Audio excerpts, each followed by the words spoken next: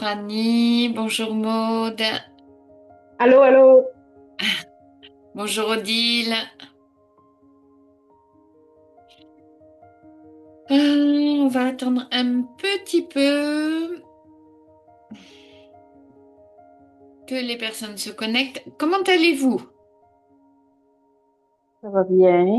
Ça va bien. Maude, comment vas-tu? Ça va bien. Je suis à la recherche de mes ancêtres. C'est bien, c'est bien. Odile, comment vas-tu? Bah, écoute, ça va.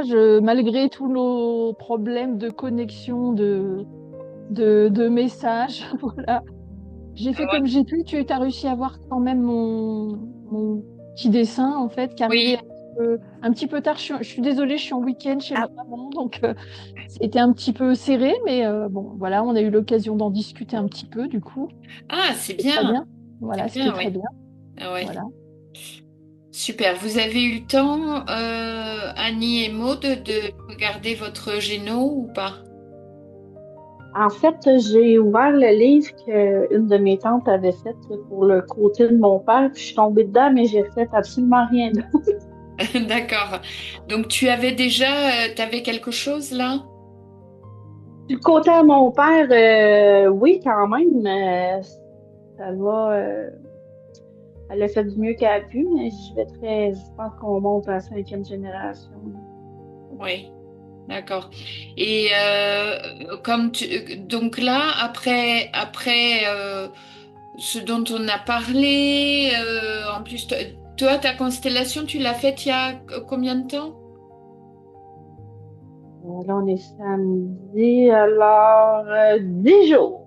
10 jours, oui. Donc ça brasse encore, c'est encore en train de, ça va bouger pendant bien 3 mois, hein.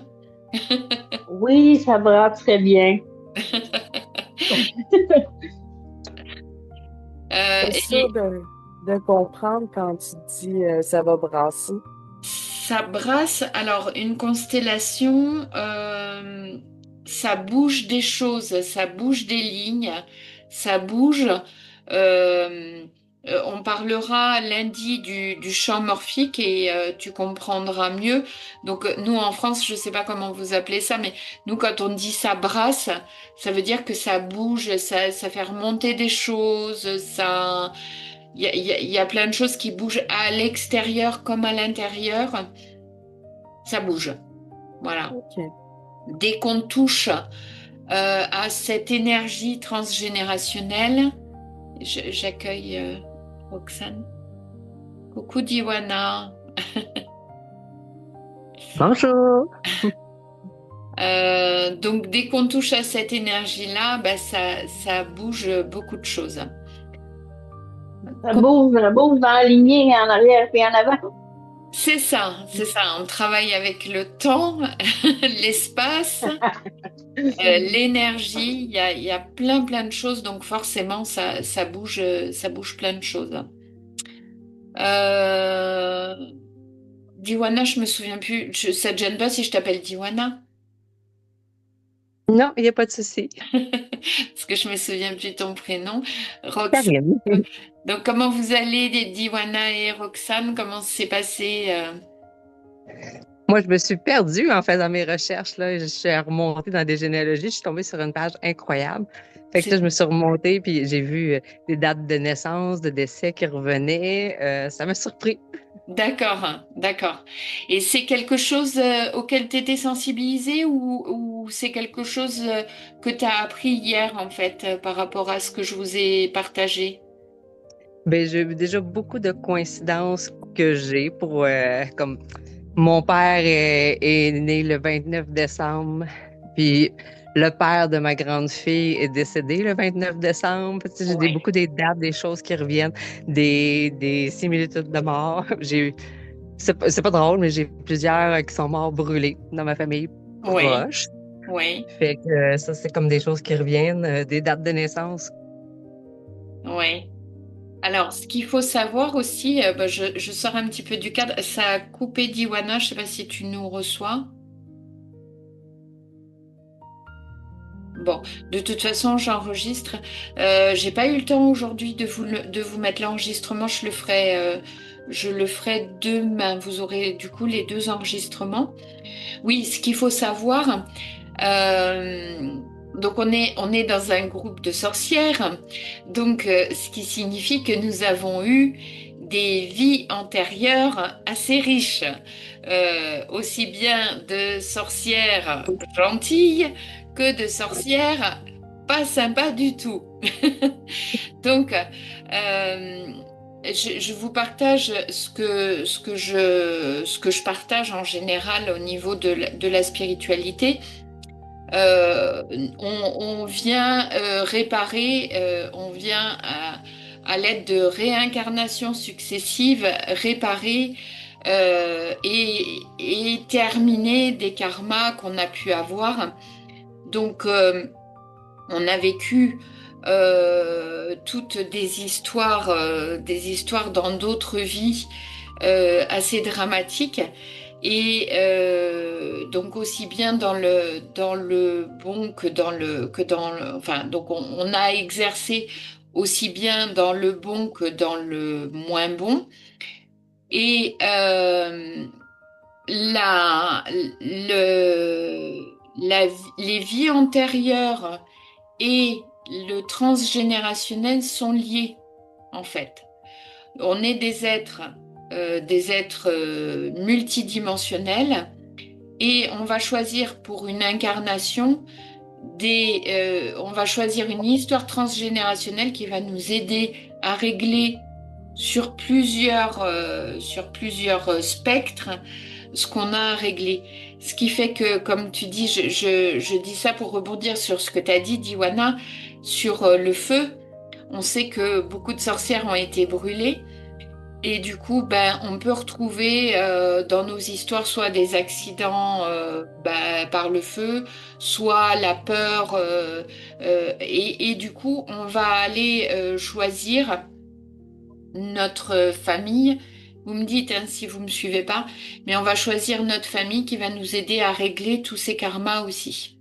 Donc on va retrouver dans le transgénérationnel des choses qui sont en rapport avec nos vies antérieures aussi. Voilà. Si vous avez des questions, n'hésitez pas par rapport à ce sujet qui me passionne, parce que de toute façon, je pense que... Alors, est-ce que j'ai partagé mon écran là? Est-ce que vous voyez mon écran ou pas? Ouais. Ok, mais pourquoi je vous Ben, vois? moi, je vois Je toi, vois là, ta toi. caméra à toi. Tu vois moi. Alors, tac, ah, voilà. Ok. Vous voyez mon écran? Ouais. Oui. Alors, est-ce que vous avez des questions par rapport à hier? Non. Non? Non, non. C'est très bien. Est-ce que, donc, Diwana, t'as dit que tu avais pu remonter, enfin, tu étais tombée sur des pages. Est-ce que tu as pu marquer ce que ça te faisait comme émotion, ces choses-là? Est-ce que tu as pu le noter quelque part, enfin, ou même le noter dans ta tête, l'observer? Oui, ben oui, j'ai observé parce qu'il y a des choses qui me surprenaient beaucoup, puis des coïncidences aussi, là. Parce que j'ai même appelé ma maman pour savoir les causes de décès de ses grands-parents à elle. Puis c'est ça, des similitudes qui revenaient, là, que ses deux grands-pères à elle étaient décédés d'une crise cardiaque. Moi, j'ai deux de mes tantes qui sont mortes de brûler dans un feu. J'ai un grand-oncle qui est décédé dans le feu aussi. Et Ouais. puis, c'est comme, il y a beaucoup des choses qui sont arrivées, puis qui sont décédées le 26 juin. C'est comme la veille de mon anniversaire à moi.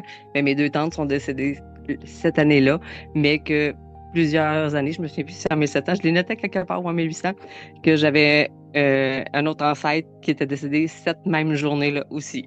D'accord. Donc, par rapport à la question de Oui. Roxane hier sur les intrications, les dates de naissance, les dates de décès, enfin tous ces événements-là, peuvent avoir des intrications sur toi, ta vie, tes choix. Alors, ça va pas forcément se présenter, ça peut se présenter sous une forme symbolique, c'est savoir quel est ton rapport au feu, justement, des petites choses comme ça. Et, euh, et d'aller repérer, par exemple, les crises cardiaques. Nous, en tant que thérapeute, on sait que, il y a un deuil qui n'a pas été fait. Donc, il faut aller chercher dans l'arbre quel deuil récurrent n'a pas été fait. Donc, tu vois, c'est des petites pistes comme ça. Euh, alors, on attaque aujourd'hui les lois et les blocages du système. Donc, les 3 lois fondamentales selon Bert Hellinger, donc, qui a fondé les constellations familiales, a dit que si ces lois ne sont pas respectées, si ces lois sont respectées, pardon, le système est fluide, l'énergie circule librement et chacun peut vivre son destin. Quand elles sont bafouées, le système souffre et des blocages apparaissent dans les générations suivantes. Alors, la première loi, c'est la loi d'appartenance. Donc, si cette loi fonctionne bien, le système est fluide.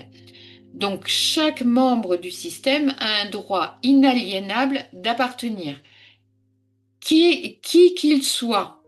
À partir du moment où il y a une grossesse, le bébé, même si la grossesse n'est pas arrivée à terme, appartient au système.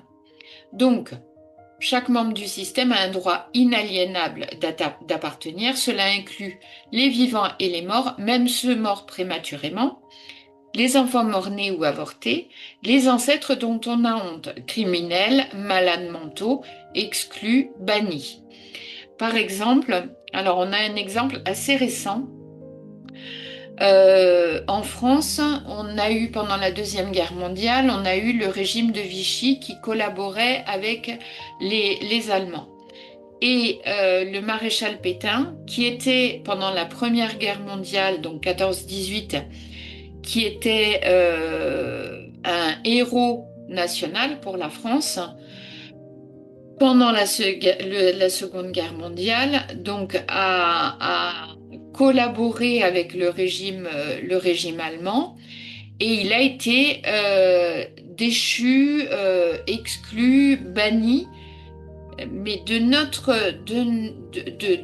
patrie en fait. Donc imaginez les descendants du maréchal Pétain, parce que justement, eux, ils vivent ça. Et je vous en parle de façon assez ouverte parce que donc les ancêtres dont on a honte, moi j'ai un grand-père qui était premier officier du maréchal Pétain, donc à la Seconde Guerre mondiale, ce qui fait qu'il a fallu que je travaille énormément les dettes que je pouvais avoir par rapport aux Juifs, le problème de la collaboration et le rapport que je pouvais avoir au travail et à la loyauté vis-à-vis des supérieurs hiérarchiques. Est-ce que vous saisissez? Donc, le fait que mon grand-père, et il a fallu que je fasse un travail de réhabilitation en me disant, mais il était obligé de suivre les ordres puisque c'était un officier et on ne sait pas comment on aurait fait à cette époque-là. Donc il a fallu que je fasse un travail pour remettre me reconnecter à mon grand-père, le ramener dans mon histoire, lui pardonner, me pardonner. Enfin, il y a eu un gros, gros travail. Donc, là, cette loi de l'appartenance, par exemple, on peut venir en constellation parce que justement, et c'est ce que j'ai fait, moi je portais cette honte par rapport à ce régime collabo et le fait de comprendre, de voir mon grand-père en constellation, qui est décédé, hein, mais d'expliquer, enfin d'avoir une vue avec une vue beaucoup plus large, ben, ça a permis, moi, de le remettre, de le réinclure, de le remettre dans mon système. Donc, quand un membre est oublié ou rejeté, un descendant va souvent inconsciemment le représenter en répétant son destin ou en portant son fardeau. Là, en ce qui me concerne, alors quand je vous parle d'exemples me concernant, c'est c'est pas pour vous dire moi, ma vie, mon œuvre, mais c'est pour que vous ayez un exemple concret de ce qui peut être travaillé. Et donc, moi, ça avait vraiment le fardeau était par rapport au travail. Donc, gagner de l'argent c'était compliqué pour moi parce que les Juifs avaient été spoliés par le régime de Vichy et être sous les ordres de quelqu'un était compliqué pour moi aussi.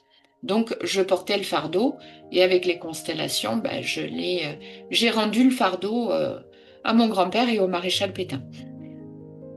Donc, exemple, un grand-père alcoolique rejeté, un petit-fils développe des conduites addictives. Donc, il va être alcoolique ou alors il va consommer du cannabis ou le jeu pour que ça se règle, en fait.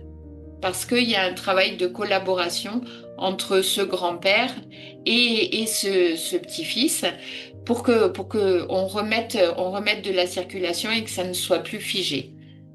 Donc les constellations, c'est vraiment un travail, on remet de la lumière, on remet de l'amour pour que ça circule et on reste pas sur des choses enquistées. La loi de l'ordre, la hiérarchie. Et ça rejoint un peu ce que je vous disais hier, c'est qu'il y a urgence à former des thérapeutes en transgénérationnel parce que cette loi-là, les parents viennent avant les enfants. Avec les générations qui arrivent, je ne sais pas comment c'est chez vous au Québec, mais chez nous, ça devient catastrophique. On a fait des générations d'enfants rois et et les générations qui arrivent sont des enfants tyrans.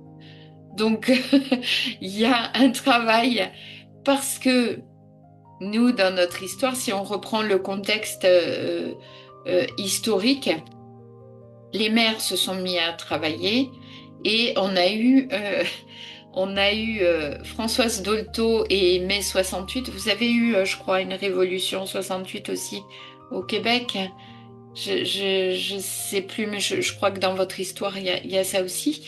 Et nous, en 68, en fait, tout l'ordre hiérarchique, justement, a été bouleversé. Et ça a été l'émergence de euh, la place de l'enfant, qui est très bonne, mais qui est très mal interprétée aujourd'hui.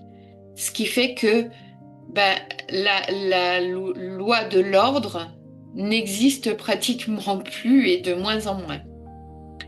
Qu'est-ce que vous en pensez de ce que je vous dis là? Quel est votre, votre avis par rapport à ça? Mais moi, je te confirme qu'on a, comme vous, les générations qui sont troublées avec la période de COVID aussi qu'on a eu. Il y a eu un manque de socialisation.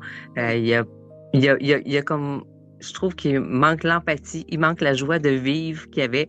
On dirait que s'ils sont pas sur un écran, ils savent pas quoi faire. Moi, je travaille avec l'école, avec les tout-petits, et puis je trouve ça surprenant comment que c'est là. Hmm. Ils ont pas le côté qui ont envie d'aller aider nécessairement tout le monde. Ils sont chacun dans leur petite bulle individuelle, là. C'est ça, je dirais, individuelle. Ouais. Ouais. Et ça fait des générations qui souffrent, qui sont presque avec enfin, ça ressemble presque à de l'autisme parce qu'ils sont complètement repliés sur eux-mêmes et il n'y a plus. euh, alors, je tiens pas un discours rétrograde, mais il y a plus. Ils peuvent plus se rattacher à rien parce que dans la famille, ça va pas, l'économie ne va pas. Enfin, la société est vraiment en souffrance. Annie, tu voulais dire quelque chose? Non, mais je suivais quand ils sont individualistes, mais tout le monde est rendu individualiste c'est rendu, tu vas déjeuner, puis qu'est-ce qu'ils font? Ils ont tout leur nez sur leur écran. Tu sais, ça sert à beaucoup de choses, un téléphone, mais ça sert à ça.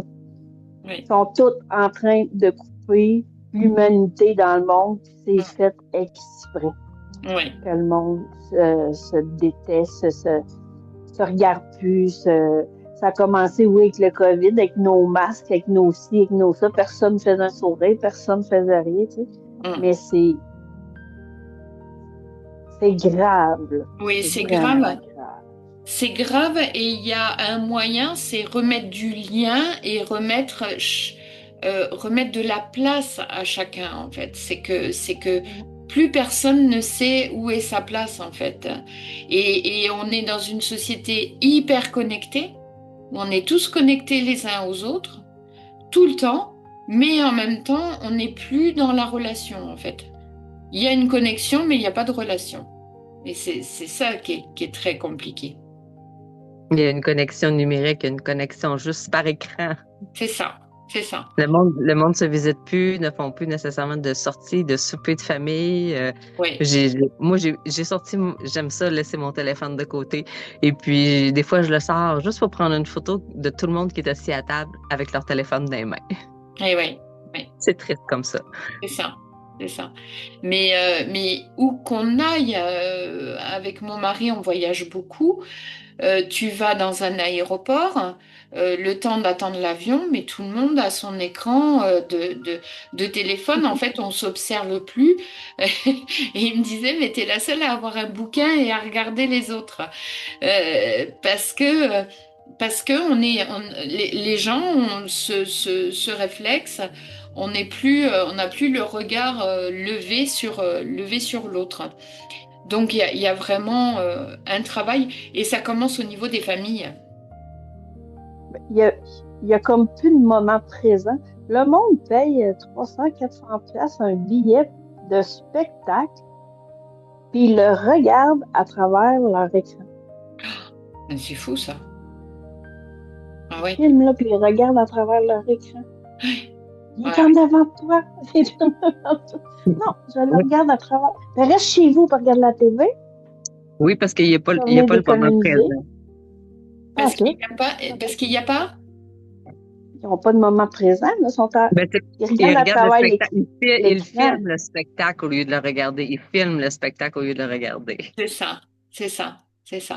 Alors, ça a un côté, parce que là, ce soir, la technologie permet qu'on soit ensemble et qu'on ouvre, mais il faut rester dans l'équilibre et effectivement être dans le moment présent et dans la relation, surtout dans la relation. Donc, les parents viennent avant les enfants, les aînés précèdent les cadets et chacun occupe sa place en fonction de son rang et de son rôle. Sinon, le système est malade. Quand cet ordre est inversé, un enfant prend le rôle d'un parent, un cadet prend la place d'un aîné, des troubles apparaissent, anxiété, difficulté à s'accomplir, relations déséquilibrées. Exemple, un fils prend soin de sa mère dépressive comme s'il était son mari.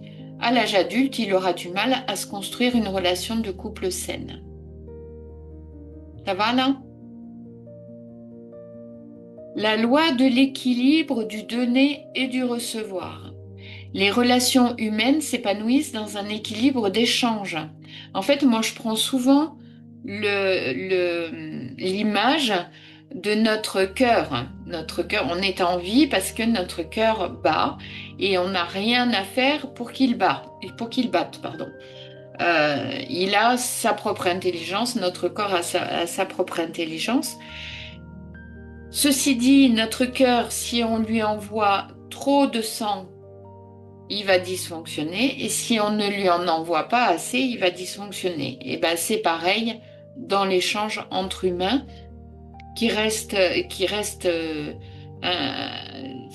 ça a besoin d'un équilibre naturel, sinon on ne peut pas s'épanouir dans la relation. Et bien souvent, on a des relations toxiques parce qu'on va donner beaucoup plus que ce qu'on reçoit, ça va générer des dettes, ça va générer... et il y a un travail à ce niveau-là pour redonner déjà, se donner à soi la priorité pour que ce soit à l'équilibre aussi. Donc si l'un donne toujours et que l'autre reçoit sans retour, la relation se déséquilibre. Dans les couples, cet équilibre est essentiel pour que la relation dure. Il peut pas y en avoir un qui donne plus. Ça ne tient. Enfin, ça peut tenir. Ça peut tenir et nos mères et grand-mères ont tenu comme ça, mais ça n'est pas épanouissant en fait. Le système est malade. Et dans la famille, un principe particulier s'applique. Les parents donnent, pardon, les enfants reçoivent. En fait, un enfant ne va pas pouvoir donner de la même façon, et il ne va pas pouvoir rendre à son parent ce que son parent lui a donné, puisqu'on lui donne la vie. Mais il va rendre ce qu'on lui a donné. En fait, il va être le porteur, il va être le vecteur, donc il va recevoir ce qu'on lui donne en tant que parent et il va rendre à ses propres enfants, ce qui fait que ça continue la transmission et ça ramène l'équilibre. Et si l'enfant veut rendre à ses parents parce qu'il est dans un environnement toxique, où il va avoir une mère toxique qui va demander à ce que son enfant la soutienne, enfin, où les rôles vont inverser, et ben, il va s'épuiser et devenir soit dépressif, soit il ne pourra pas vivre sa propre vie. Donc, comme je disais, la seule manière juste pour l'enfant de rétablir l'équilibre est de transmettre à son tour la vie et l'amour à ses propres enfants ou à travers ses projets aussi. En fait, il va rendre à ses parents qui lui ont donné la vie, il va le rendre en étant heureux, en s'épanouissant, en faisant ce qu'il a à faire. Je répète, s'il est dans un environnement à peu près normal. Les lois élargies du système familial. En plus de ces 3 lois, d'autres principes guident la vie des familles. Donc, le droit d'appartenance, nul ne peut être exclu. On ne peut pas exclure qui que ce soit. Alors, moi, dans les constellations familiales, j'ai une règle. C'est que quand il y a eu, et j'en ai travaillé énormément, quand il y a eu un viol sur enfant, quand il y a eu, je parle de un viol ou un crime, un viol c'est un crime, hein, mais quand il y a eu, on va dire un viol sur enfant, moi je ne fais pas le processus dans les constellations de réhabilitation. Moi j'assume le fait qu'il reste exclu. Parce que dans toutes les constellations, quel que soit ce que vous allez travailler, il va y avoir à un moment donné un pardon. Un pardon et il va falloir ramener, donc, pour rétablir la loi de l'appartenance, ce criminel-là qui a fait quelque chose, logiquement, il faudrait qu'il revienne dans le système. Moi, c'est ma règle à moi que j'assume et je le dis à chaque fois, je l'exclus. Je me dis, là-haut, il y a du monde qui va s'occuper de lui, c'est pas mon job. Parce que je travaille, en fait, dans les constellations, quand je fais un travail de pardon, souvent on travaille avec des gens qui sont décédés. Donc je vais travailler avec ces énergies-là et bien souvent ce sont des énergies basses qui qui ont besoin de trouver la lumière. Donc dans les constellations, quel que soit ce qui a été fait, je vais accompagner à ce que cet ancêtre retrouve sa place et que son âme puisse reprendre son chemin. Je ne fais pas quand il y a eu un viol ou un meurtre sur enfant. C'est ma règle. Je me dis, là-haut, il se débrouille. C'est pas mon job. Ça, moi, j'ai dit à mes guides, j'ai dit, OK, je veux bien faire le job, mais celui-là, c'est pas mon truc. Vous me suivez pour ça, ce que... Ok.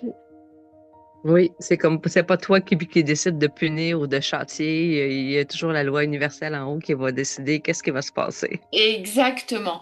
Mais en fait, je travaille pas. Alors, je décide pas de punir ou pas, mais comme j'ai expliqué souvent, je vais travailler avec un ancêtre qui a du mal à poursuivre, son âme a du mal à poursuivre son chemin. Donc là, par la constellation, je vais mettre de la lumière, chacun va comprendre, il va y avoir du pardon, lui, il va s'expliquer, enfin, il va y avoir un gros travail. Et après, j'accompagne pour que lui, il poursuive son chemin.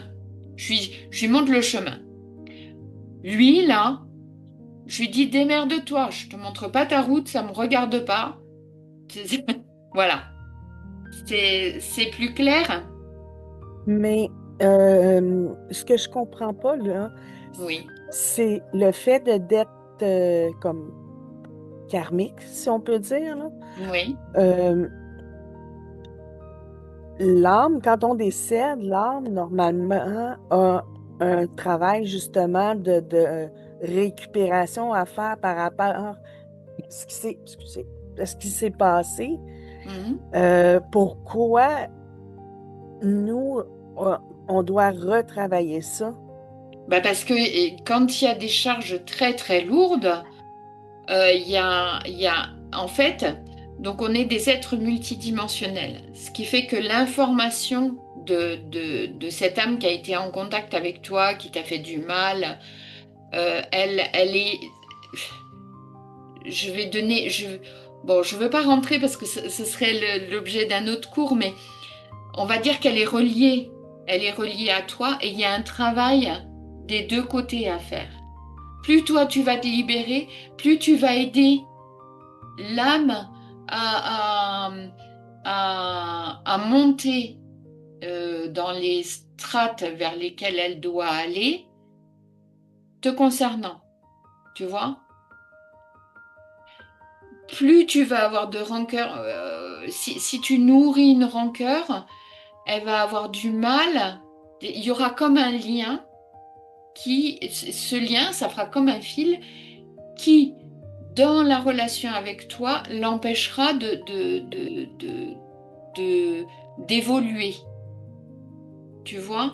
Mais comment est-ce que je pourrais avoir une rancœur face à un arrière-grand-père qui aurait fait de quoi, par exemple? Je ne l'ai pas connu. Oui, mais si tu peux avoir une rancœur. On va prendre par exemple le cas d'un inceste. Donc, tu as cet arrière-grand-père. Donc, arrière-grand-père, ça veut dire que c'est le père de ta grand-mère. C'est un inceste, donc il a violé sa fille. Sa fille, par rapport à ça, a eu des traumatismes qu'elle a transmis. Et ben toi, il y a ce lien-là qui se transmet. Je ne sais pas si je suis claire. Est-ce que je suis claire? Ben oui, moi je comprends bien. Si je peux-tu, un petit exemple, sans parler d'inceste, mettons, moi je me souviens quand j'étais jeune d'avoir ma mère qui disait, ben tu sais, nous autres on était une famille pauvre, on restait en campagne, ma grand-mère elle avait jamais d'argent, on manquait souvent de choses. Ma mère c'était comme la plus vieille, puis dans les plus jeunes qui n'étaient pas prévus, j'ai de mes tantes qui ont 6 ans plus vieilles que moi.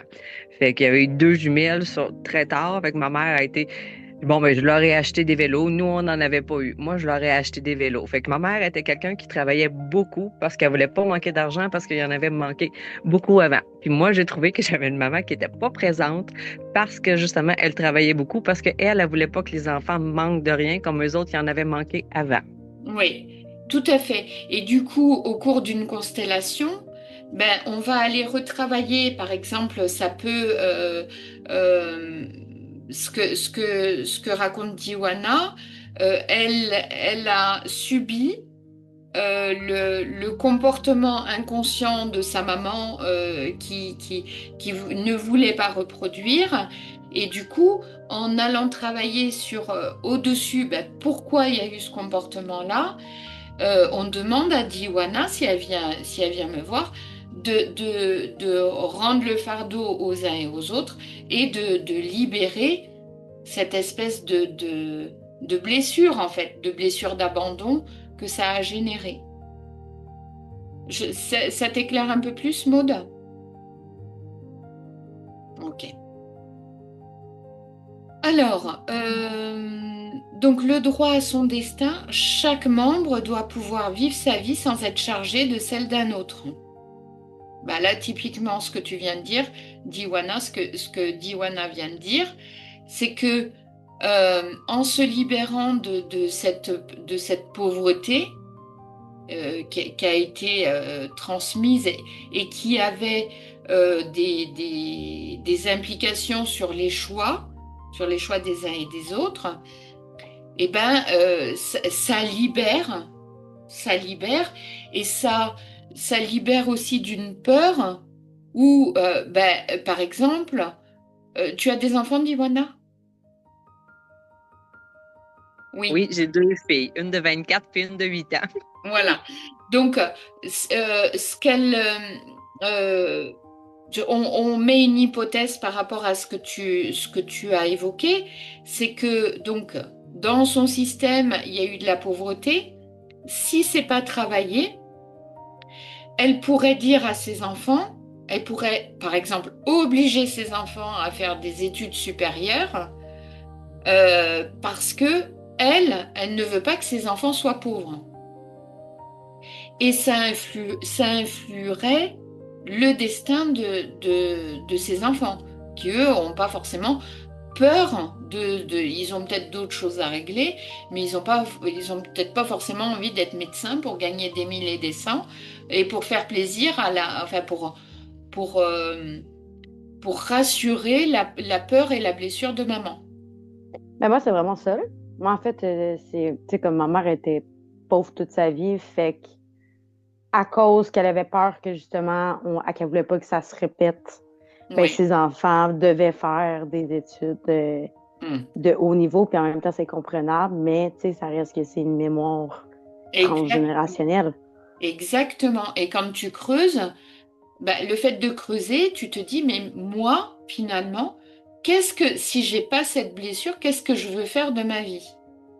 Comment je veux, parce que cette peur de la pauvreté, ça peut t'amener à ne pas voyager ou alors que toi, tu as envie d'aller faire les saisons à droite à gauche parce que tu as envie de voir du paysage. Donc ça influence tes choix de vie, en fait. Qu'est-ce que tu voulais dire, Roxane? Ah, ben c'était ça. Ouais. Mais en fait, je trouve que c'est vraiment représentatif. Moi, c'est un exemple qui est concret et vraiment ce que tu dis est en lien direct avec un peu, je pense, ce que notre famille a vécu. Fait que je trouve ça vraiment... des fois, on a des exemples qui sont plus particuliers, qui nous touchent le plus. Là. Fait que moi, je trouve vraiment que c'est un exemple qui me donne beaucoup de réponses par rapport justement à des questions que j'avais beaucoup récemment. Oui, mais c'est chouette. Alors, la primauté de la relation parentale, le couple parental vient avant la relation avec les enfants.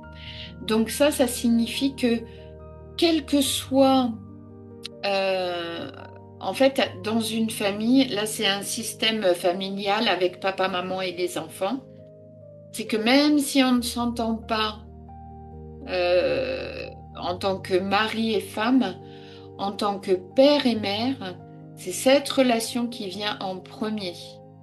Et le système dysfonctionne quand il y a maman qui va mettre à la place de papa le fils, ou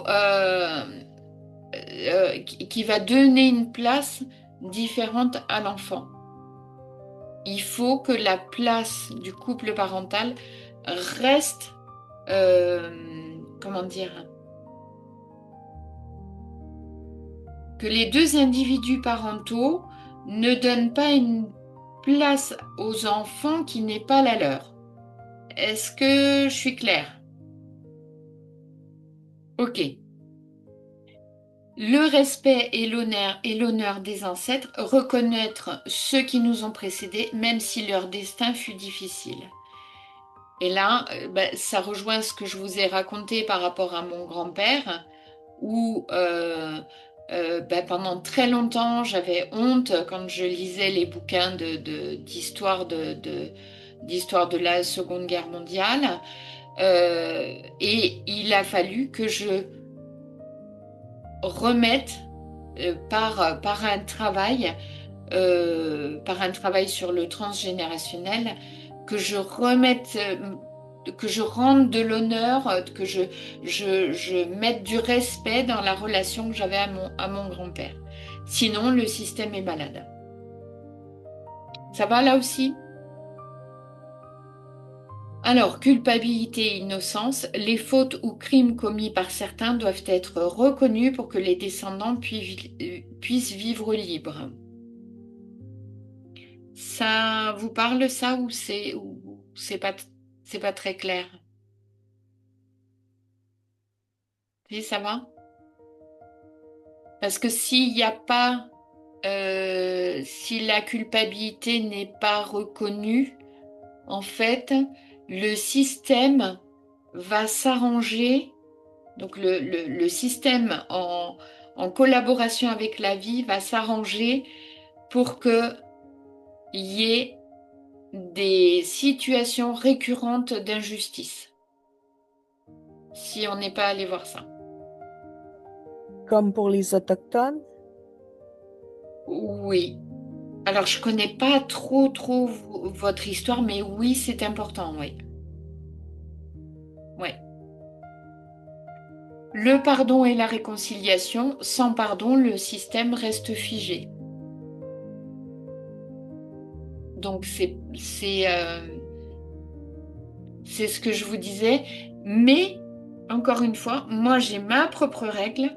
C'est quand il y a un crime sur enfant, il n'y a pas de pardon ni de réconciliation.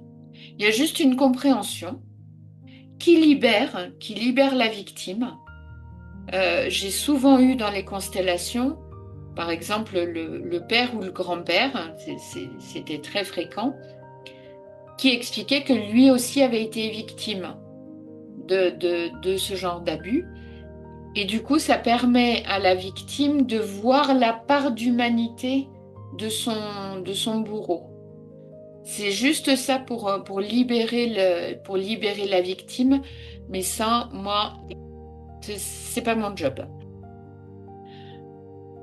Alors, ce qui rend un système malade, donc certaines situations créent des perturbations majeures dans les familles, donc les exclusions, c'est ce que je vous disais. Donc, lorsqu'un membre est oublié ou volontairement rejeté, un descendant réintègre inconsciemment cet ancêtre oublié. Mais ça peut être aussi les exclusions, on en parlait tout à l'heure.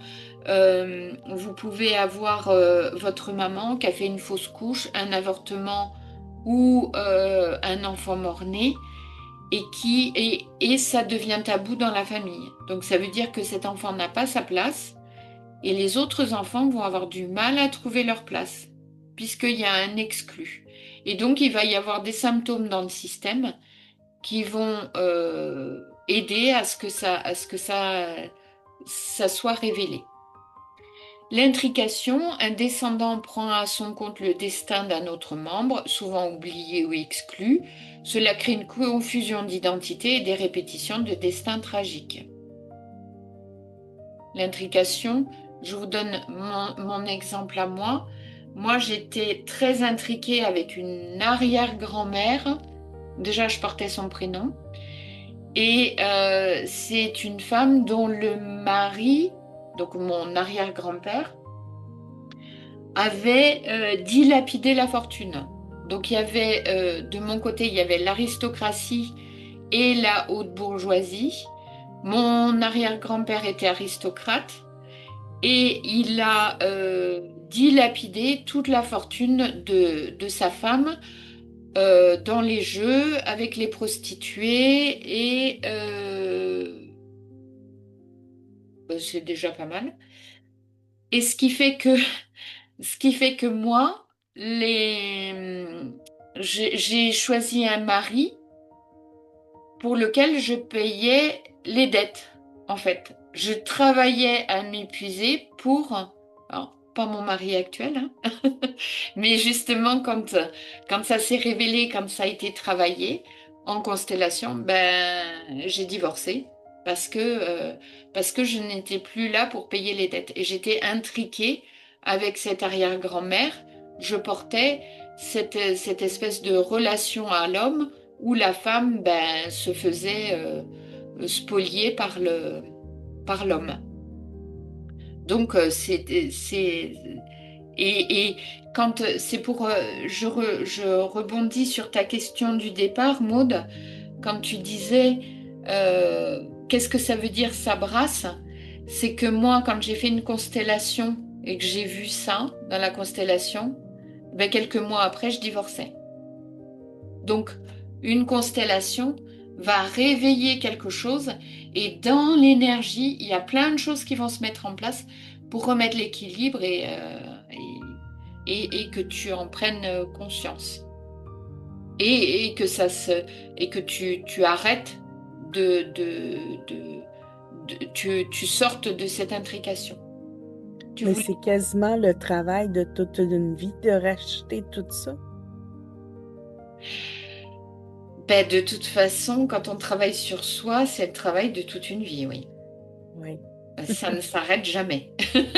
On met un doigt dans l'engrenage et je dis souvent aux gens qui viennent me voir, je dis mais ce que vous voulez, enfin quand vous demandez quand vous demandez la sérénité, c'est pas une destination, c'est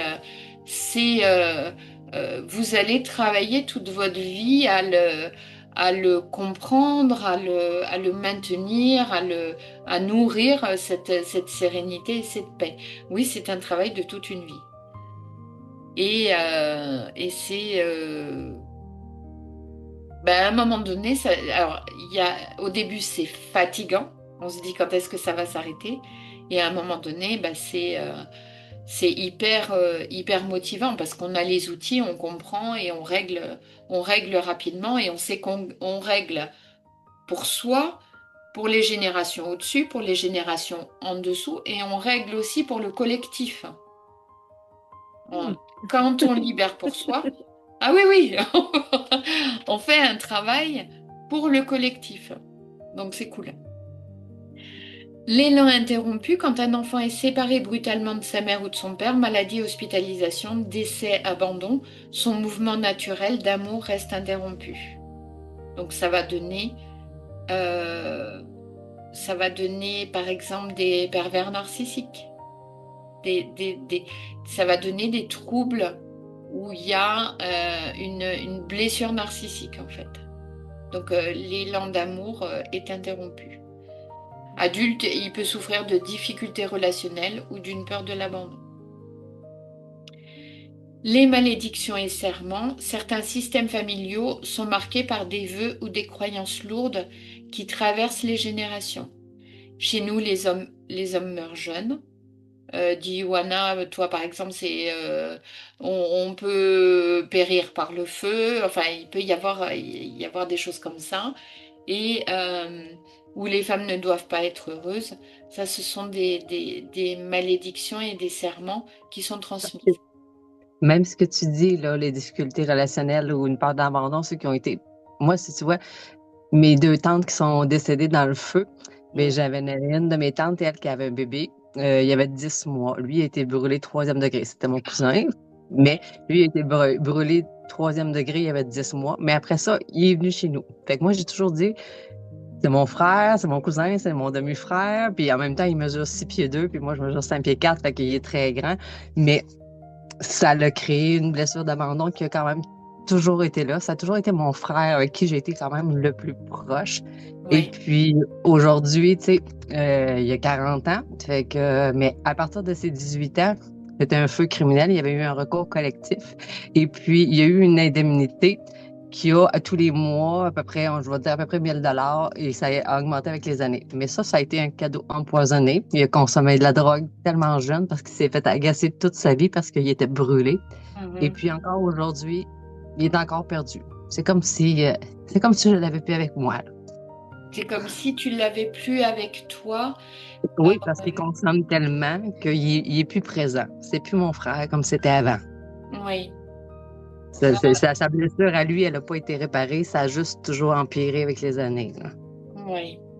Tu peux consteller la relation avec ton frère, hein, enfin avec ton cousin, mais tu peux la consteller et tu vas voir que ça va. Il y a des choses qui vont bouger. Donc, tu ne vas pas le guérir, mais toi, ça va t'apaiser.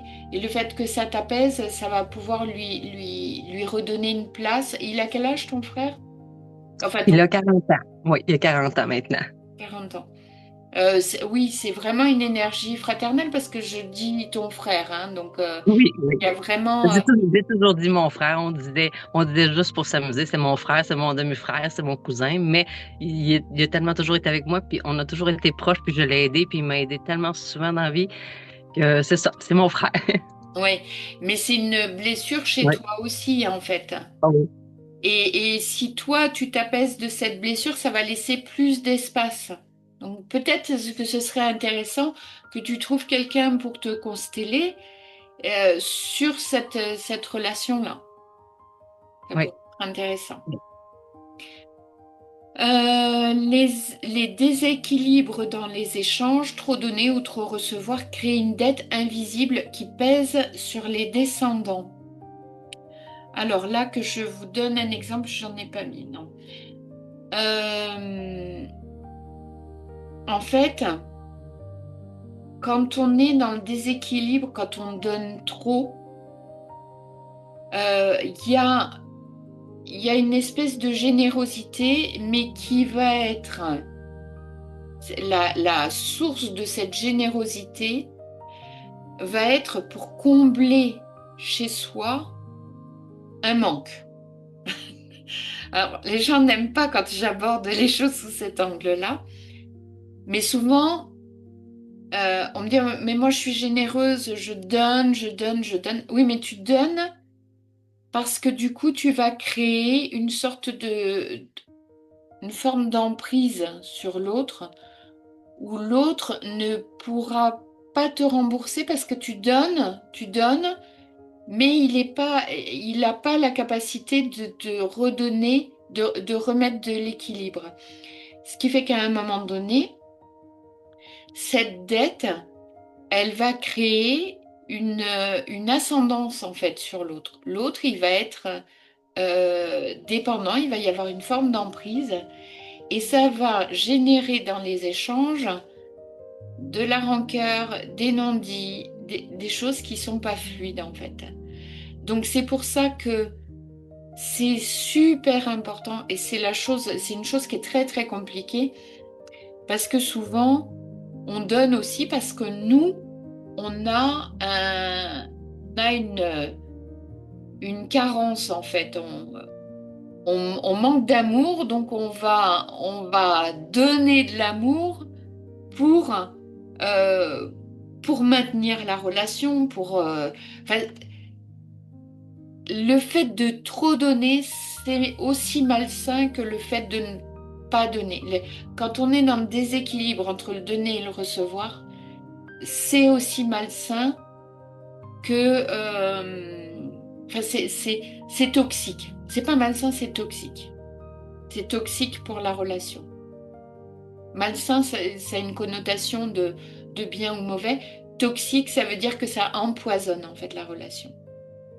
Donc c'est super important d'être dans l'équilibre. Par exemple,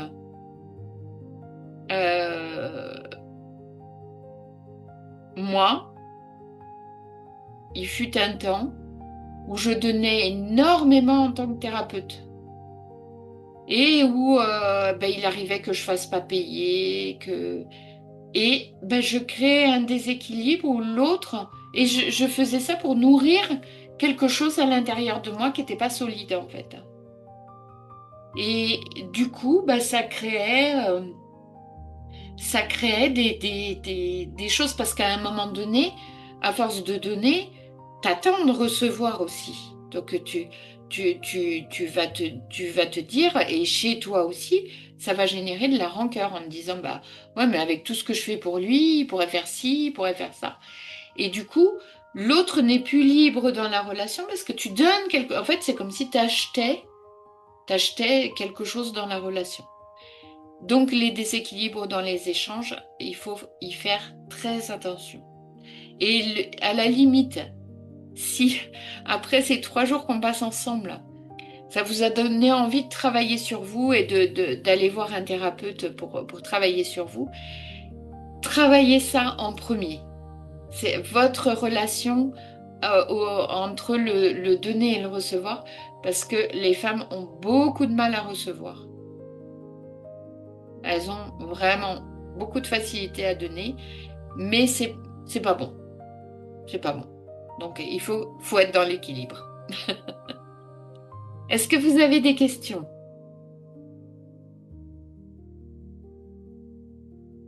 Non? Ça a l'air d'aller, ça a l'air d'être clair. Est-ce que ça crée... Alors moi, je travaille beaucoup avec le ressenti au niveau du corps. Est-ce que tout ce que j'ai dit là, il y a des choses qui bougent dans votre corps? Est-ce qu'il y a des trucs... est-ce que ça titille? Est-ce que ça pique? Est-ce que ça ouvre? Est-ce que ça ferme? Qu'est-ce que ça fait? Alors, moi, je me pose des questions par rapport au... je vois dans mon arbre, il y a plusieurs personnes qui sont dans les familles de mes grands-parents qui sont décédées, quand enfin, notamment une de mes grand-mères qui a été orpheline assez jeune. Et je me dis, en fait, est-ce que ses parents décédés, eux, quelque part, peut-être, ils n'ont pas vraiment leur place dans la connaissance qu'on a de la lignée, dans ce qu'on sait d'eux, en fait. C'est-à-dire que on leur laisse une place, mais on les connaît pas. Ils sont très, très absents, finalement, quelque part. Ouais. Est-ce que c'est des choses auxquelles il faudrait... Est-ce qu'on pourrait leur redonner quelque part une place, par exemple? Mais Bien comment? sûr. Bien sûr. Parce qu'en fait, c'est pas quelque chose qui m'a travaillé spécialement. Hein. J'ai toujours su qu'ils étaient morts. Enfin, c'était une époque, c'était la guerre, voilà, enfin, ça arrivait fréquemment. Ils ont jamais été exclus, mais finalement, on sait rien d'eux, quoi, en fait. Oui, oui. Mais bien sûr. Rien que de faire un petit rituel, par exemple, où tu refais ton génogramme en les mettant et tu t'adresses à eux en leur disant: je te vois, je comprends ta souffrance, tu as ta place dans mon histoire. Rien que ça libère des choses.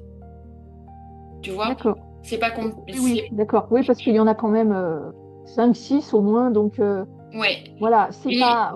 On sait qu'ils ont été là, on sait, il y en a un qui a été d'ailleurs, enfin, remplacé, c'est pas le mot, mais il y a eu un grand-père de substitution à la place du grand-père. Enfin, mais bon, donc, ils ont leur place, mais bon, effectivement, on n'a pas connaissance de leur vie, on sait presque rien d'eux, quoi. Donc ils sont très très absents. Ouais, d'accord. Mais du coup, le fait de remettre dans la matière, tu écris, tu vois, tu mets sur une feuille de papier et tu peux faire un rituel, planter des arbres D'accord, oui, c'est une bonne idée.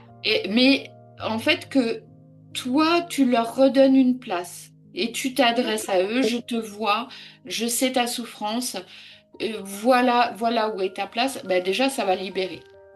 D'accord. Et tu n'as pas besoin t'as pas besoin de savoir qui ils sont, quelle a été leur vie. On s'en fout. On s'en fout. Ok. C'est toi, avec ton cœur, la place que tu veux leur donner D'accord. et rien que de dire ça, ça libère. Merci Ok. pour ta question. Roxane, tu voulais dire quelque chose?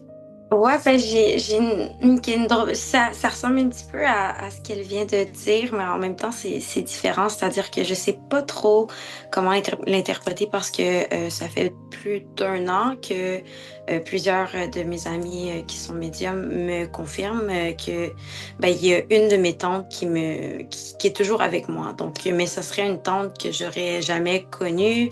Puis, en démystifiant, en fait, on a certaines auraient dit en fait que c'était la dernière sorcière de ma lignée, qu'elle a décidé d'arrêter ça à elle pour des raisons de sauver sa future génération, mais qu'elle avait décidé que ça revenait à moi. Ouais. Et là, moi, j'ai fait des recherches avant notre cours à nous, mais pour plutôt tenter de comprendre qui exactement elle était. Est-ce que c'était mon arrière-grand-mère? Est-ce que c'était plutôt ma tante? Et là, tu sais, je fais des sessions un peu, on dirait quand c'est à moi, je suis beaucoup capable de canaliser pour les autres, mais quand c'est personnel à moi, on dirait qu'il y a des petits blocages. Et là, pour la mettre, parce que moi, c'est sûr que c'est un travail que j'aimerais faire maintenant qu'on a les informations avec votre cours en lien avec cette dame. C'est quoi vraiment les informations? Pourquoi est-ce qu'elle a décidé que ça revenait à moi? Mais comme je sais pas exactement si c'est ma tante, si c'est ma grand-mère, ouais, c'est comment que je devrais la placer parce que ni ma grand-mère ni ma mère, personne a vraiment, peu importe la description que j'en donne, les gens sont comme, ah, ben, je suis pas trop, ça pourrait être elle, mais je suis pas trop sûre. Oui. Alors, moi, au travers de ce que tu me dis du ressenti, donc, si je reprends ce que tu m'as dit, c'était une sorcière, elle a voulu arrêter avec la lignée. Et si elle est là, autour de toi, moi, ce que je ressens, c'est qu'elle a besoin d'être rassurée. Donc, que tu lui dises que aujourd'hui, parce que ces facultés qu'elle a pu avoir, ces dons qu'elle a pu avoir, ont dû ont dû générer chez elle de la souffrance, de la peur, et c'est pour ça qu'elle a coupé. Donc, en fait, quand on travaille sur les énergies de nos ancêtres, c'est juste travailler à partir du cœur. C'est toi, lui dire, bah voilà, moi je suis Roxane, je reprends ton héritage et rassure-toi, je saurais en faire bon usage, je saurais. Et c'est vraiment, en fait, ce que je ressens, c'est pas une énergie comme un guide, c'est je suis là, mais j'ai peur. J'ai peur pour toi. Tu vois? C'est le ressenti que j'ai. Et à toi, là, le rituel qu'il y aurait à faire, c'est vraiment de lui dire, je prends ton héritage de sorcière, je ne prends pas tes peurs, je ne prends pas tes traumatismes, et je vais le mettre au service avec ce que je suis. Et dans mon époque, tu vois, pour vraiment la rassurer, et toi, choisir. Tu vois, choisir de prendre, parce que c'est comme si effectivement il y avait un héritage qui est en suspens. Elle n'ose pas le donner, elle voudrait, et puis ça circule quand même, donc il faut que ce soit légitime. Ok. Et cette légitimité, je suis claire dans ce que je dis parce que souvent je parle avec moi. Non, mais ça résonne quand même. C'est sûr, j'ai pas, sans rentrer dans tous les détails, mais ce que vous dites résonne quand même aussi avec des canalisations ou des messages ou même des choses que des gens autour de moi ont dit. Donc, oui. Voilà. Et quand on s'adresse à des énergies comme ça, transgénérationnelles ou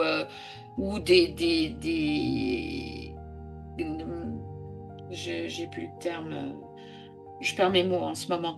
Nos ancêtres. Des fantômes, enfin bref, des énergies. Voilà, des énergies, des âmes, tout ça. En fait, on ne peut pas communiquer à partir d'ici, du mental. On communique à partir du cœur et la communication est hyper simple. C'est comme si on parlait à un enfant de 5 ans en fait. Et ces énergies, elles ont besoin d'être assurées, Alors des fois c'est des guides, mais des guides, tu te poseras pas de questions. Mais c'est l'idée, en fait, un peu de... Je la mets en tant que qui dans mon génogramme? C'est-à-dire, est-ce que je la mets comme ma tante? Est-ce que je la mets comme mon arrière-grand-tante? Elle est qui dans mon arbre généalogique? C'est plutôt ça aussi que je me posais comme question, en fait. Et ça, tu peux avoir l'information ou pas? Non, c'est ça. Parce que moi, en fait, c'est vraiment plusieurs de médiums alentour de moi sans s'être parlé entre elles qui m'ont décrit et parlé de ma tante qui est avec moi.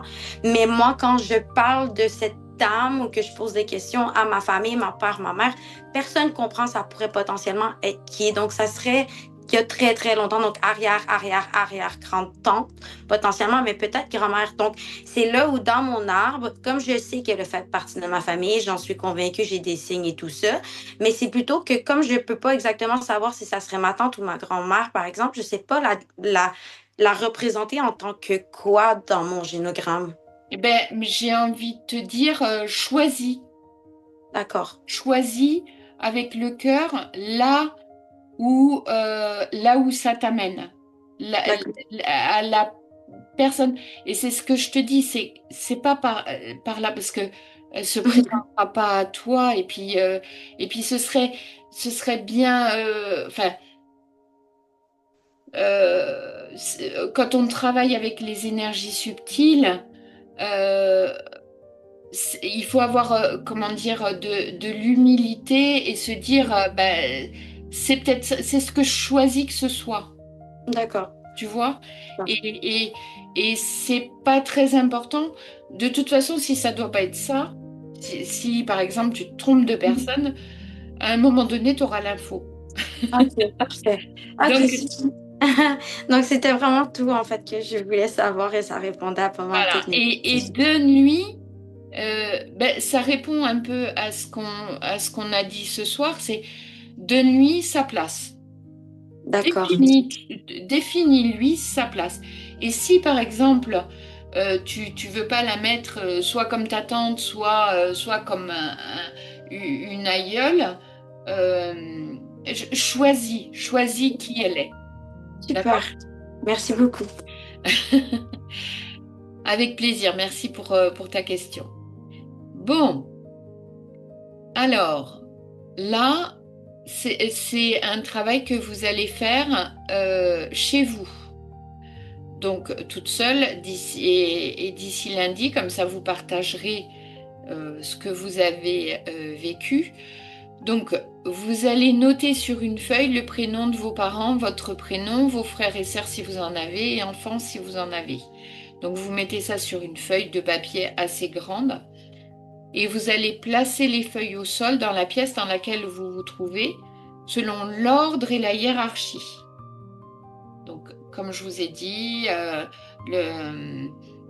donc vous en bas, vos parents un peu au-dessus et vos frères et sœurs dans l'ordre dans lesquels ils sont arrivés. C'est clair? Vous avez des questions? Un prénom par feuille. Voilà, un prénom par feuille. Fait qu'admettons que j'aurais des post-it, sur chacun des post-it, il y aurait le nom d'un parent, un mon frère. Puis là, à même le plancher de ma chambre, je créerais un arbre généalogique, c'est ça? Voilà. Non, tu crées pas un arbre généalogique, tu les places. Tu les places comme toi tu le sens. Ah, ok. Je pensais qu'il fallait les placer. Par exemple, moi, je suis née en premier. Ensuite, par exemple, ma soeur. Oui, alors oui, oui, au début, mais tu peux les placer en rond. Tu n'es pas obligé de faire comme un arbre généalogique. Mais est-ce qu'il faut qu'ils se suivent? Est-ce qu'il faut que, par exemple, moi, si je suis née avant mon frère, il faut que mon frère soit après moi? Oui, ça c'est la première phase de l'exercice. Ok, parfait. Donc, tu places dans l'ordre. Vous placez dans l'ordre et vous regardez dans le corps qu'est-ce que ça fait.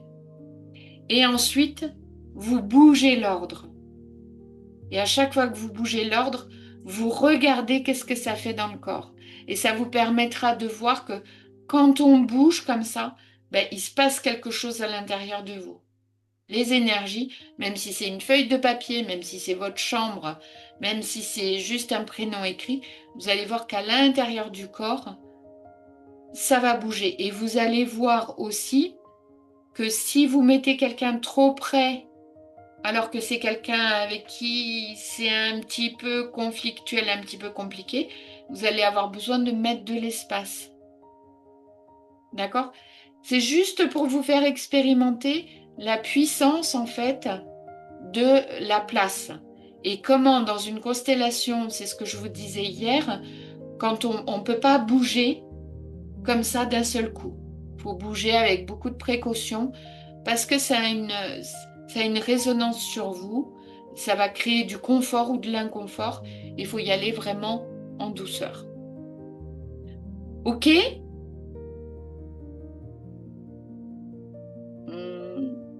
Bon, c'est la même feuille. Et vous avez dans le cours, alors je ne sais pas comment tu vas faire Odile, parce que je ne comprends pas pourquoi tu y accèdes pas, parce que Je sais pas, ouais, je sais pas, j'ai l'impression qu'à partir du moment où il y a des pièces jointes de mon côté, ça a du mal à partir. Par contre, je reçois des quantités de courriers avec plein de liens. Donc Non, mais je il n'y a pas. Alors, il y a pas de pièce jointe. En fait, moi, je travaille avec la System.io. Donc, c'est la plateforme sur laquelle. Attends, ça, c'est ton. Toc, toc, toc. Mais est-ce que parfois, quand tu reçois le courriel, tu as un message qui te... Des fois, en haut complètement, il faut que tu acceptes. Ça te dit, ce message pourrait potentiellement contenir des nanana. Puis là, ça bloque le message. Puis il faut que tu acceptes pour pouvoir voir le Je sais contenu. pas.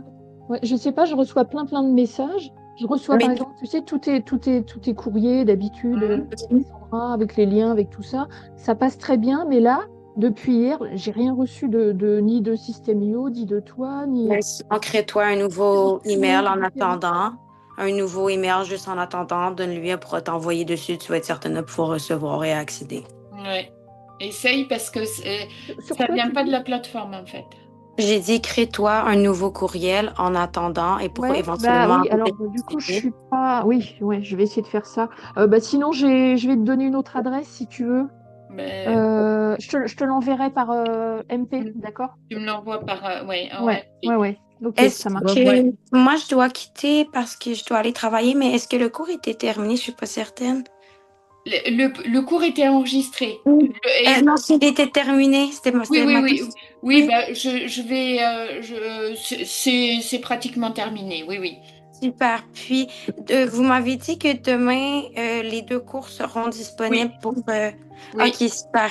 Super. Merci beaucoup. Donc, je vous dis à lundi. Je vous souhaite une À belle journée. lundi. Bye bye tout le monde. Belle journée.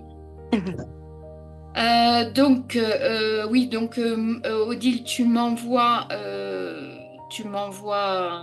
ça. Est-ce que ça vous intéresse qu'on regarde très très rapidement, je fais pas une consultation, mais qu'on regarde très rapidement comment je regarde un génosociogramme, puisque Odile m'a envoyé le sien. Est-ce que ça vous intéresse de regarder?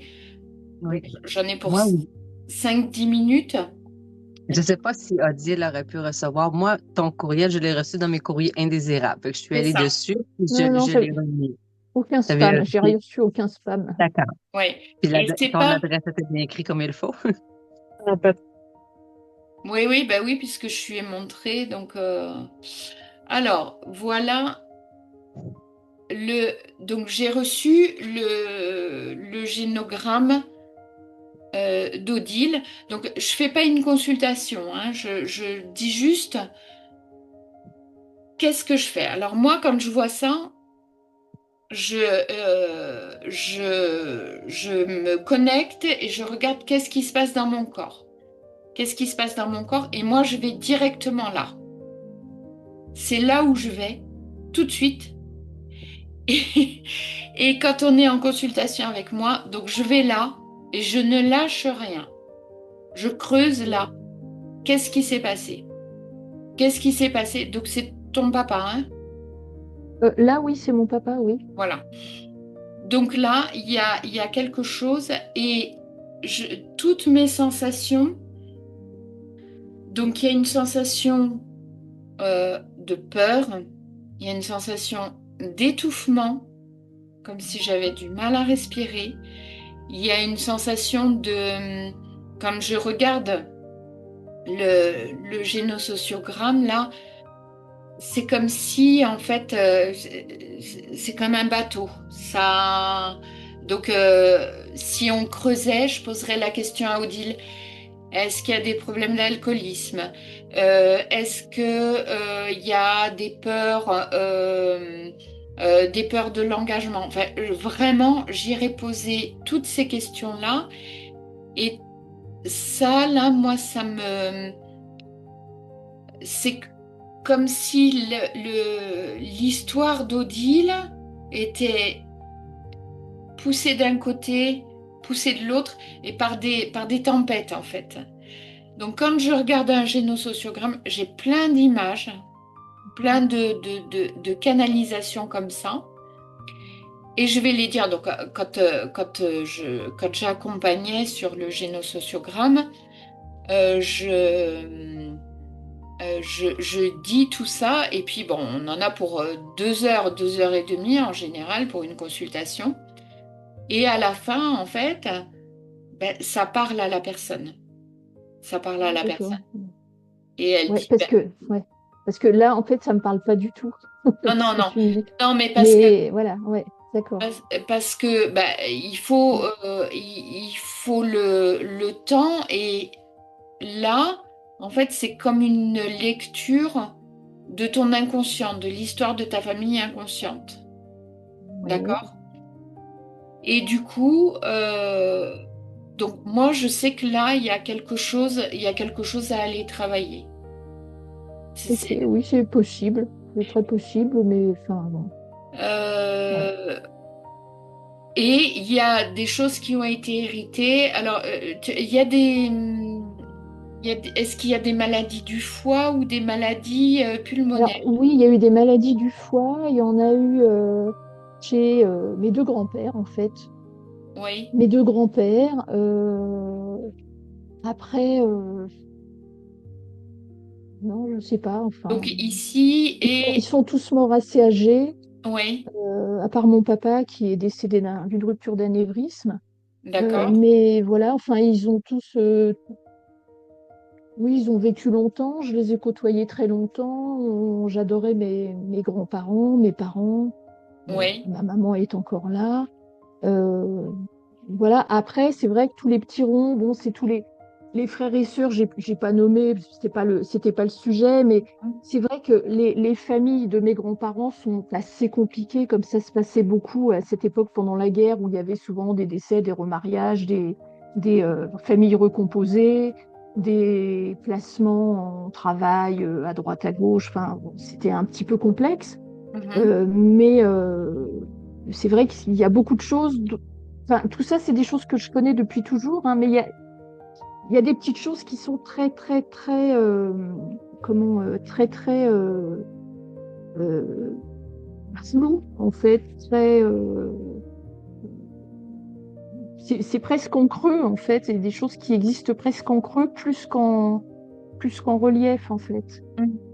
Voilà. Et sinon, alors la petite clé qui est en bas, là, que j'ai mis en dessous Oui, de là. mon papa, mais qui ne lui est, enfin, qui tourne effectivement d'une certaine manière autour de lui, c'est Mhm, parce qu'en fait, mon grand-père a eu un premier mariage. Il mhm. avait promis à ma grand-mère de ne pas en parler à son fils et par conséquent à nous aussi, les descendants. Et on a toujours senti qu'à cette époque-là, dont il parlait, qui était très joyeuse, euh, on sentait qu'il y avait un truc qui était bizarre, qui collait pas. Mais ça restait quelque chose de plutôt joyeux. Et on a su ça vraiment quand mon grand-père était sur son lit de mort. Il a dit à mon papa pour qu'il ne le trouve pas sur des papiers, en fait, pour qu'il lui apprenne lui-même et qu'il lui raconte quelle période agréable de sa vie ça a été finalement. Et alors, pourquoi ça a été tu, on ne sait pas. Mais finalement, quelque part, ça lui a redonné, enfin, ça a redonné la place à cette partie de sa vie qui était très plaisante, je pense, pour mon grand-père. Par contre, mon père, il a toujours est passé un peu à côté de cette partie-là, quoi. Mais bon, je sais pas si ça l'a vraiment atteint ou pas. Enfin, Si, ça a forcément un secret, de toute façon. voilà, c'est un secret, mais bon, en même temps, c'était pas quelque chose de glauque non plus. C'était quelque chose qui a été court, plaisant, mais pas. Enfin, je veux dire, il y a pas y a pas de mal, quoi. Je pense que paradoxalement, c'est plutôt ma grand-mère qui a été très perturbée par cette histoire, plus que nous, en fait. Oui. Que nous, on trouve presque ça normal, en fait. On comprend, ça éclaire tout le système. Et par contre, oui, c'est dommage finalement pour ma grand-mère, quoi. Mais bon, enfin, voilà. Mais il y a donc après ça dépend de ce que tu viendrais travailler, mais en fait c'est pour vous montrer. Moi quand je rentre là, je vais avoir des sensations physiques, je vais avoir des informations qui vont venir sous la forme d'images. C'est une canalisation, hein, c'est une forme de médiumnité. Et avec le temps, alors je n'en démordrai pas que c'est là qu'il faut aller travailler, il y a un nœud. C'est possible. Voilà. Il y a très probablement des choses, mais je te dis, je ne peux pas faire une consultation, en plus il n'y a pas vraiment de demande, mais c'était vraiment pour vous montrer que toutes les informations, en fait, je vais rentrer dans votre génosociogramme, je vais regarder et puis pendant 2 heures et demie, on va déconstruire, on va aller voir l'histoire, on va aller creuser, voir et libérer ce qu'il y a à libérer. Voilà. Okay. Voilà. Okay. Et c'est vrai que c'est compliqué et c'est pour ça qu'après j'induis une forme d'hypnose parce que ton mental peut dire ah bah oui non mais ça me dit rien alors que ça peut venir chercher symboliquement, tu vois, quand je dis je sais pas moi, quand je dis ce qu'il y a eu je sens que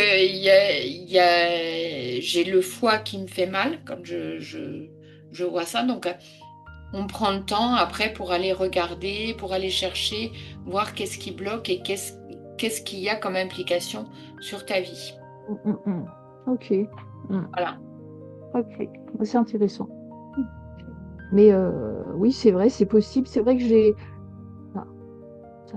Oui, je disais, c'est vrai, c'est possible, mais c'est vrai que j'ai souvent eu l'impression que, en fait, mon père ne me voyait pas comme j'étais. En fait. Que j'ai eu pendant longtemps l'impression qu'il projetait une vision sur moi qui n'était pas moi, qui me reconnaissait pas moi comme j'étais. Et puis à un moment, je me suis dit, mais c'est pas grave en fait, puisque moi je sais comme je suis, qui garde sa vision, c'est la sienne, c'est pas grave. Voilà. Mais bon, après, je pense pas avoir vraiment de problème avec mon papa. Non, j'ai pas dit que tu avais des problèmes avec ton papa. Mais je veux dire, voilà, c'est peut-être un des nœuds, mais je sais pas. Bon, voilà, à voir. Voilà. C'est très possible. Alors, les questions de foi, je vais chercher. Tout à fait. Je vais faire une bonne détox. Et foi, on peut l'entendre FOIE et FOI également. Donc voilà, je vous remercie de votre attention. Si vous avez envie que je vous dise, là, faut aller creuser.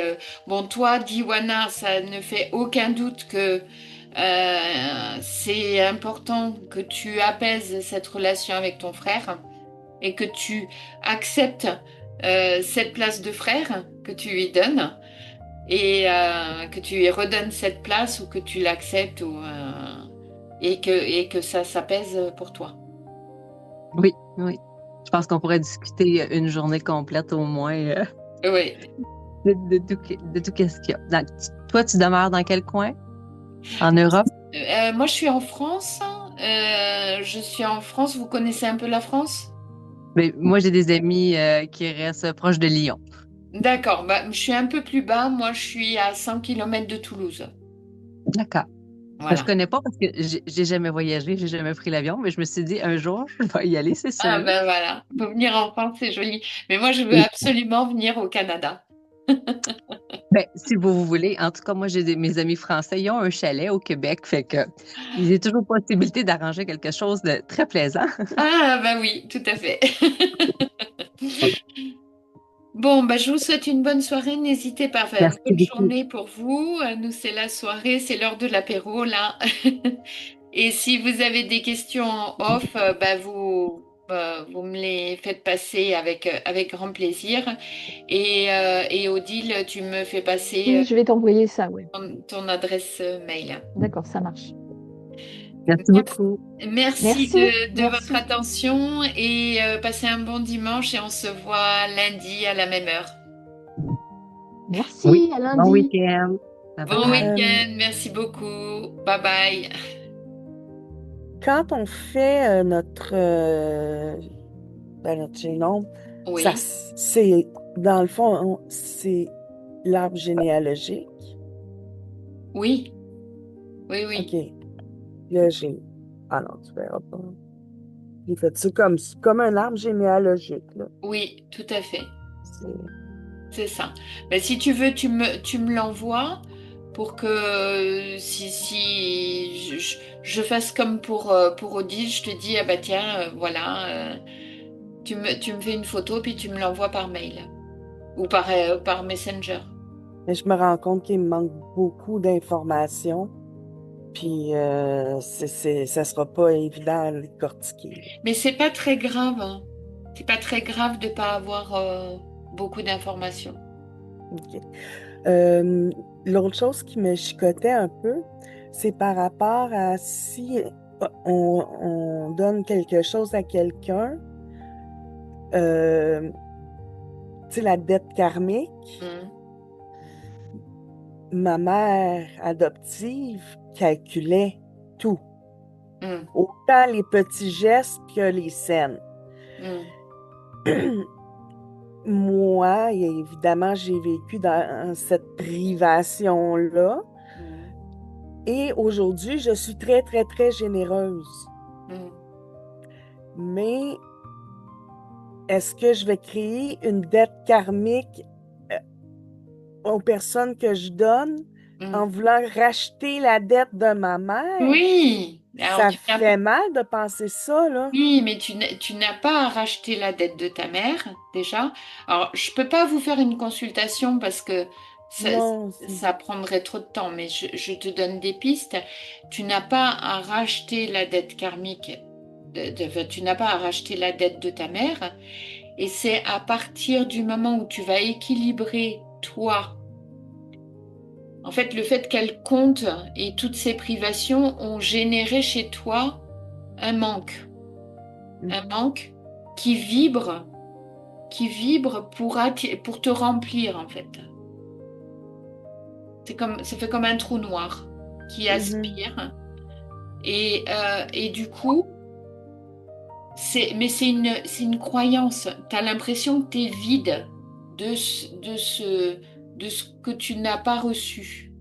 Et du coup, tu vas donner pour te remplir. Donc c'est compliqué, mais il faut juste que tu arrives, toi, à savoir que tu es complète. Il y a un travail de complétude à faire.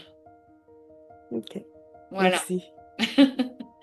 Et savoir que tu n'as rien, tu n'as pas de compte à rendre.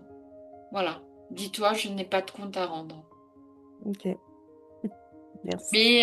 Mais c'est intéressant. Après, on peut pas en 3 soirs. Là, c'était vraiment pour vous.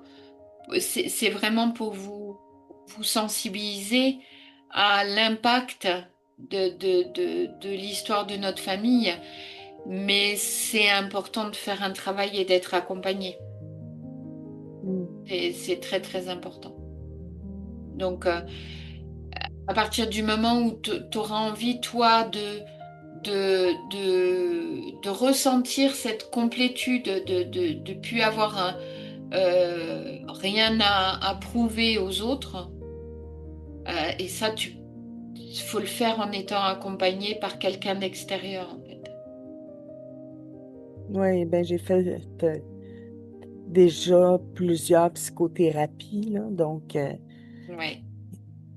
Mais tu sais, moi j'ai 56 ans, je suis thérapeute et ça fait, pas dire que ça fait, allez, 40 ans presque que je travaille sur moi. Et encore aujourd'hui, je travaille sur moi. Ça ne s'arrête pas. Ça ne s'arrête pas. Et j'apprends Effectivement. toujours, toujours, toujours. Et c'est ce que je disais enfin, au début, c'est que on met un doigt dans l'engrenage, mais en fait, les gens que j'accompagne, je leur dis, ils me disent, ouais, mais là, il y a ça. Je dis, bah oui, parce que tu es passé à la classe supérieure. Tu as passé ton bac et on te met une autre épreuve, et tu vas apprendre et t'apprends constamment. Donc, c'est passionnant, je trouve. Et c'est important aussi de retenir que nous sommes des êtres spirituels venus faire l'expérience sur Terre. De la vie terrestre. C'est pas l'inverse. Donc, à partir... Moi, je suis curieuse, si tu es en France, ben, je sais pas d'où vient le livre, mais est-ce que tu as déjà lu le livre Conversation avec Dieu? Ah oui, ouais. Je viens de commencer de le lire, puis là, je lis un bout, puis là, je fais une pause. Faut que j'assimile ce que je lis. Parce que moi aussi, ça fait longtemps que je travaille sur moi, il y en a encore beaucoup à travailler, mais il y a vraiment eu beaucoup de choses, de drames proches dans ma vie. Fait que je sais qu'on a beaucoup de choses à travailler, puis je dois être une de celles qui le travaille plus, puis ça me surprend toujours des fois comment je peux le voir aussi clairement, puis d'autres pas le voir du tout, là. Fait que, mais c'est ça. Mais ton cours, oui, ça me fait du bien. Puis quand j'ai commencé à regarder le nom de mes grands-parents, je suis tombée sur un site par hasard. Je le mettrai peut-être le lien dans ça. Je sais pas si c'est toutes les familles qui sont là, mais j'ai les noms des parents. Je peux cliquer, je vois les parents de ce parent-là, puis de ce parent-là, puis de l'année. Ça donne pas des détails, mais c'est surprenant tout ce qu'il peut avoir, là. Ouais. Ça, j'ai mon chat qui joue du piano. Oui, fait que c'est ça, merci. Fait que moi, lundi, je travaille, mais là, c'est un nouveau travail, puis moi, je suis un petit peu différente des autres, fait que je vais lui dire, je pense, j'ai un cours, je peux pas être disponible de telle heure à telle heure. Parce que c'est ça. Mais oui, parce que j'aimerais ça, le vivre comme ça en moment présent, je trouve que c'est pas pareil comme l'écouter après, là. Parce que je sais qu'il y a d'autres cours dans l'école que j'ai regardé après, puis que je fais comme, j'ai envie de dire quelque chose, de répondre quelque chose, puis là, je peux pas. C'est pas dans le moment. Merci beaucoup. Merci beaucoup. Mais avec plaisir. Merci de votre intérêt. Et mardi, je fais un atelier sur comment, ça pourrait être intéressant pour toi, Maude, c'est comment on regarde un événement. Est-ce qu'on le regarde au travers de sa blessure ou est-ce qu'on le regarde au travers d'un enseignement? Comment on peut apprendre? Donc, alors c'est à 19h30, je crois. Ça peut être intéressant. C'est gratuit, hein. Mais ça permet de voir comment tu avances, comment tu comprends les épreuves que tu traverses. Et Diwana, quand on a beaucoup d'épreuves comme ça, c'est qu'on est destiné à un moment donné à accompagner les autres. Oui, je pense que je me fais dire depuis que je suis toute petite que je suis d'une grande sagesse. Puis quand les deux sœurs de ma mère sont décédées, c'était la veille de mon anniversaire, j'allais avoir 6 ans. Puis je me souviens qu'après, au funérailles, moi, j'ai toujours été une hypersensible qui sent les émotions. J'avais 6 ans, puis je me vois encore debout parce qu'on servait la messe dans ce temps-là. Mes grands-parents, ils préparaient mon grand-père préparait la messe. Puis là, moi, j'ai 3 frères. Fait que mes frères, ils servaient la messe. Puis moi aussi, j'étais en avant, puis je me souviens d'être debout en avant tout petite, puis de voir ma grand-mère sur le premier banc, puis de ressentir tellement comment qu'elle a mal d'avoir perdu ses 2 filles. Mes tantes, il y avait 27 ans puis 12 ans dans le temps. Puis, celle de 12 ans, il était 2 jumelles différentes. Puis une qui avait comme un handicap parce qu'elle avait manqué d'air à la naissance, puis tout ça, puis elle a difficulté de langage. Elle avait un retard beaucoup sur l'autre. Ouais. Et puis, c'est elle qui est décédée au feu, puis j'ai toujours, pendant des années, puis je suis sûre qu'elle a encore ce blocage-là, mon autre tante, la jumelle, de dire, c'est moi qui étais supposée d'y aller ce soir-là, chez sa grande sœur. Ouais. C'est moi qui étais supposée d'être là, tu sais, c'est moi qui serais morte. Puis, en même temps, là, c'est ça. Et je me vois au funérailles, puis je le ressens encore dans mon ventre, juste d'y penser à ça. Quelle douleur qu'elle avait, ma grand-mère, puis je l'ai accompagnée jusqu'à la fin, ma grand-mère, quand elle est décédée.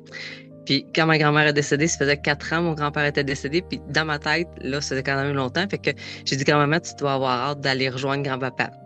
Puis elle me répond, mes filles. J'ai hâte d'aller rejoindre mes filles. Eh oui, ouais. Fait que, puis ma grand-mère est décédée. Mon frère, qui est mon demi-frère, lui, il restait dans le coin de Québec. Moi, je suis en Abitibi, si tu veux. Je suis à 8 heures à peu près de Montréal et Québec. Ouais. Fait que lui, il restait là-bas. Puis là, on disait que ma grand-mère partait pas parce que normalement, elle était à la maison des soins palliatifs. Et puis, tu sais, ça faisait 2-3 jours que, mettons, son état aurait dû dire que je laisse aller, puis je pars. Puis on s'est dit c'était parce que mon frère, il était pas là. Fait que ma mère lui a payé l'autobus parce qu'on s'est dit que sa mère, à lui, devait être avec ma grand-mère aussi, puis dire d'attendre parce qu'il y a un hypersensible, mon grand frère, pareil. Et puis, on lui a payé le billet d'autobus pour qu'il s'en vienne. Puis, je suis partie de la maison des soins, c'était le matin. J'ai dit à grand-maman, il arrive à l'autobus, je m'en vais le chercher là. Et puis, à l'instant que je l'ai embarqué au terminus dans ma voiture, c'est à ce moment-là que ma grand-mère est décédée. Fait qu'elle a dit, il est hypersensible, il n'y avait pas besoin de l'avoir en état un peu de souffrance en dernier. Ouais. Mais quand on est arrivé à la maison des soins, ma grand-mère était décédée, elle avait tellement un beau sourire que c'était correct. C'était correct que cette image-là que mon frère devait avoir, puis pas celle d'avant. Oui, oui. Donc, c'est ça, ça me parle beaucoup. Oui, c'est juste. Oui, fait que merci, je vais arrêter parce que je suis placoteuse, puis je suis TDAH, puis je vais parler tout le temps, je ne vous le dis pas. Je vais être là lundi. Ça me fait plaisir. À lundi, passez un bon dimanche. Bonne nuit. Oui. Merci. Et profitez bien. Merci. Au revoir. Au revoir.